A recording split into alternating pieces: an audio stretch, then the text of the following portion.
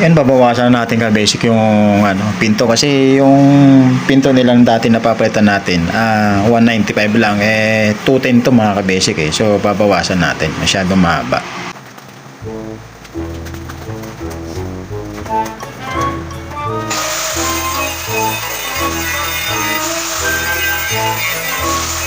Yan ang problema mga ka-basic, kung isasalpak na natin yung pinto hindi kasya, mas maliit pa rin dati nilang pinto dyan. So yung bago medyo mas lamang ng mas malaki ng 0.5, so wala tayong choice kundi baklasin talaga yung mga ka-basic. So ginawa natin, grinder natin yan para hindi masyadong malaking damage.